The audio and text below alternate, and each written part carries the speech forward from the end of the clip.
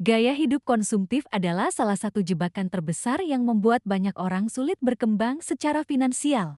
Konsumtif berarti menghabiskan uang untuk hal-hal yang sebenarnya tidak menambah nilai jangka panjang, hanya demi kesenangan sesaat atau sekadar mengikuti tren. Jika dibiarkan, kebiasaan ini perlahan menggerogoti keuangan hingga sulit menabung dan berinvestasi. Banyak orang terjebak pada pola konsumtif karena pengaruh lingkungan dan media sosial. Melihat orang lain membeli barang baru, bepergian ke tempat mewah, atau memamerkan gaya hidup glamor seringkali memicu dorongan untuk ikut-ikutan. Padahal, kemampuan finansial tiap orang berbeda, dan menyesuaikan diri dengan standar orang lain hanya akan menimbulkan masalah keuangan pribadi.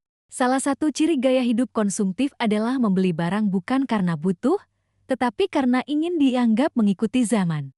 Misalnya, mengganti gawai setiap tahun meski yang lama masih berfungsi, atau membeli pakaian berlebihan hanya karena diskon. Kebiasaan ini menciptakan ilusi kepuasan, tetapi tidak memberi dampak positif pada kondisi finansial jangka panjang. Menghindari gaya hidup konsumtif bukan berarti tidak boleh menikmati hidup. Intinya adalah bijak dalam membedakan antara kebutuhan dan keinginan.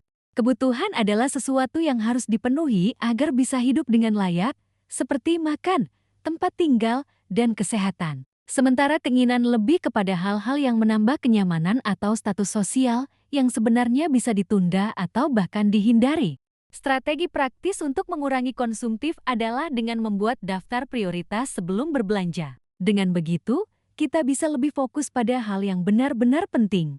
Selain itu, biasakan menunda keputusan pembelian minimal 24 jam. Jika setelah itu barang masih dirasa penting, barulah dipertimbangkan untuk dibeli. Cara sederhana ini seringkali bisa mencegah pembelian impulsif.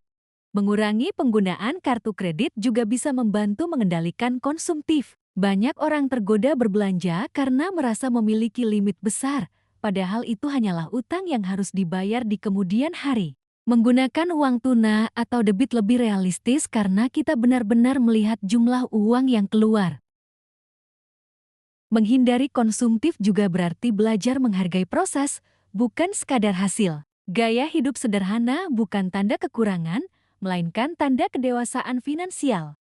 Orang yang mampu menahan diri dari konsumtif justru lebih cepat membangun tabungan, investasi, dan aset produktif yang mengarah pada kebebasan finansial. Pada akhirnya, kebebasan finansial bukan ditentukan oleh seberapa banyak yang kita hasilkan, tetapi seberapa bijak kita mengelola dan membelanjakan uang. Menghindari gaya hidup konsumtif adalah salah satu langkah penting untuk menjaga agar setiap rupiah yang dikeluarkan benar-benar bernilai dan membawa kita lebih dekat menuju financial freedom.